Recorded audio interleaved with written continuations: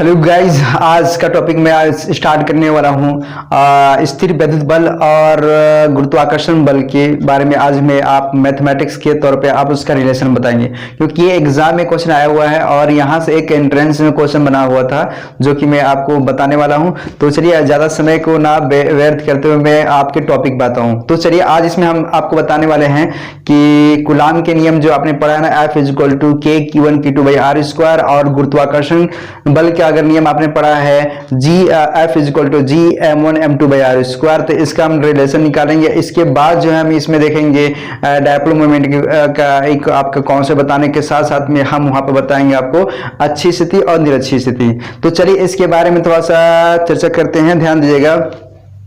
देखिए दम शुरू से चलते हैं, अगर आपको नहीं आता हो तो कोई बात नहीं, आप मेरे साथ साथ में प्रॉपर आप समझते चलिएगा। सबसे पहले हम उठाएंगे देखिए चलिए यहां से उठाते हैं स्थिर वैद्युत बल तथा गुरुत्वाकर्षण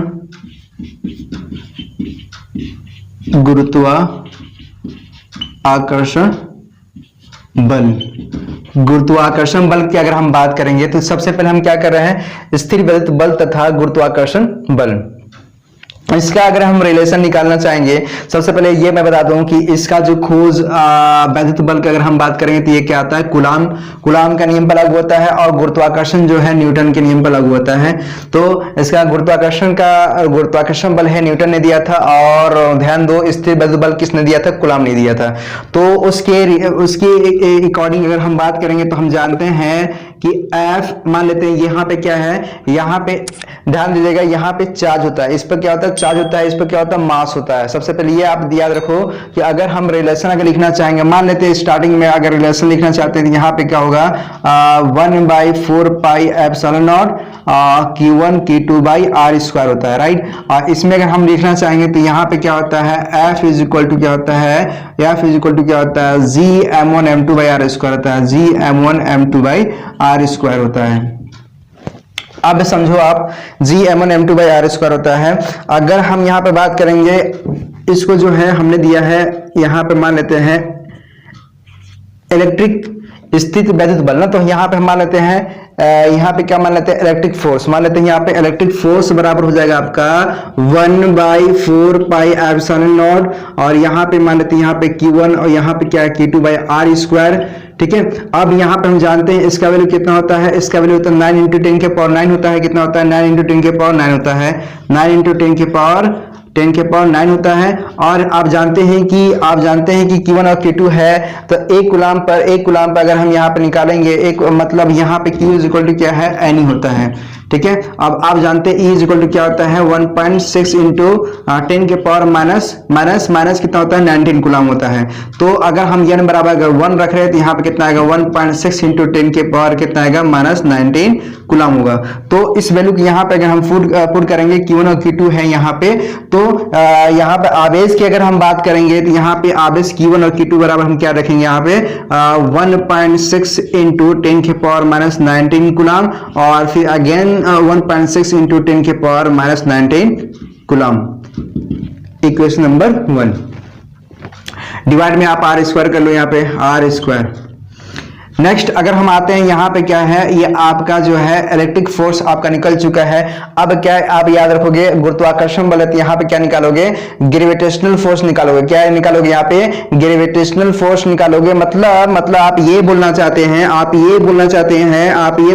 कि ग्रेविटेशनल फोर्स बराबर होता है G m1 m2 R square, right. G m1 m2 R square. अगर हम गुरुत्वाकर्षण मतलब ग्रेविटेशनल फोर्स का अगर हम वैल्यू रखें यहाँ पे, अगर G बराबर अगर वैल्यू यहाँ पे रखे तो क्या होता है, G का मान क्या हो जाएगा, यहाँ पे G का मान हो जाएगा 6.67 × 10⁻⁻11 कितना हो जाएगा, 10⁻11। और ध्यान दो यहाँ पे इलेक्ट्रॉन और प्रोटॉन, यहाँ पे क्या है, यहाँ पे इलेक्ट्रॉन है, यहाँ पे ध्यान दो, एक बार इलेक्ट्रॉन का द्रव्यमान एक बार इलेक्ट्रॉन का है, एक बार प्रोटॉन के यहाँ पे द्रव्यमान लिया है इस केस में जी के बार। तो एक बार इलेक्ट्रॉन के अगर हम बात करेंगे यहाँ पे, तो इलेक्ट्रॉन के द्रव्यमान कितना होता है, इलेक्ट्रॉन के द्रव्यमान यहाँ पे अगर हम रखना चाहेंगे, इलेक्ट्रॉन के द्रव्यमान यहाँ पे हम रखना चाहेंगे यहाँ पे क्या करेगा, एक बार इलेक्ट्रॉन का द्रव्यमान लेगा यहाँ पे, तो इलेक्ट्रॉन का द्रव्यमान मतलब हम इसको Me और इसको जो है M2 जो हमने लिखा है इसको P से रिप्रेजेंट करते हैं ताकि आपको याद रहेगा। तो इलेक्ट्रॉन का द्रव्यमान और प्रोटॉन का द्रव्यमान, तो इसको जो है इलेक्ट्रॉन का द्रव्यमान कितना लेंगे यहाँ पे 9.1 इंटू 10 के पावर माइनस 31। और ध्यान दो यहाँ पे मास है, तो मतलब प्रोटॉनों के लिए अगर निकालना चाह रहा है प्रोटॉन के मास कितना हो जाएगा, तो 1.67 इंटू 10 के पावर कितना, 10 के पावर माइनस 27 और डिवाइड यहाँ पे क्या जाएगा आर स्क्वायर जाएगा, कितना जाएगा आर स्क्वायर। इक्वेशन नंबर यहाँ पे 2 है, क्या है 2 है। आपका फंडा निकल चुका है। अब आप करो इक्वेशन 1 और इक्वेशन 2 को आपस में डिवाइड कर दो, तो ये इसका रिलेशन आएगा यहाँ पे Fe/Fg इज इक्वल टू, ध्यान दो जब आप इसको काटोगे तो ये, जब आप डिवाइड करोगे तो ये और ये जो है वैल्यू कट जाएगा, है ना। कटने के बाद जो है ठीक है, और उसके बाद जब इसको डिवाइड कर दोगे तो डिवाइड करने के बाद क्या आता है, इसका आंसर मैं डायरेक्ट लिखता हूं, आप डिवाइड कर लेना। यहाँ पे आप डिवाइड करने के बाद क्या आता है 2.27 इंटू 10 के पावर कितना आ गया यहाँ पे 39, कितना आ गया यहाँ पे 39। ये जो इसका रिलेशन निकलता है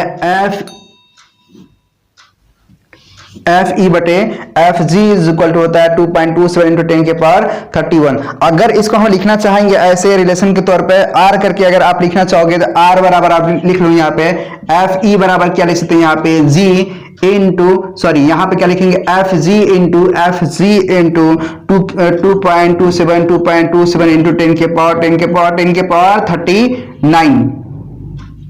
10 के पावर 39। तो यहां से एक क्वेश्चन जो है आप देखेंगे, तो यहां से जो है एक क्वेश्चन जो है एंट्रेंस एग्जाम में ये क्वेश्चन आया हुआ था, ठीक है। ये क्वेश्चन जो है आपका JEE में जो है ये क्वेश्चन दिया हुआ था, आप ये क्वेश्चन को देख सकते हैं। इसका रिलेशन सिर्फ पूछा था, उसमें क्या पूछा था Fe/Fg बराबर मतलब इलेक्ट्रिक फोर्स और यहाँ पे ग्रेविटेशनल फोर्स का जो रेशियो होगा वो उसका वैल्यू कितना होगा, कितना होना चाहिए 2.27 इंटू 10 के पावर 39 होना चाहिए, कितना होना चाहिए 2.27 इंटू 10 के पावर 39। तो इस तरह से जो है आप इसका रिलेशन निकाल सकते हैं। तो हमने आपको स्थिर विद्युत बल तथा गुरुत्वाकर्षण बल में हमने आपका एक रिलेशन हमने निकाल के दिखाया, ये इस तरह से आप इसको सॉल्व कर सकते हैं। तो उम्मीद है कि आपको ये चीज समझ आया होगा। अब नेक्स्ट टॉपिक में चलते हैं विद्युत द्विध्रुव आघूर्ण।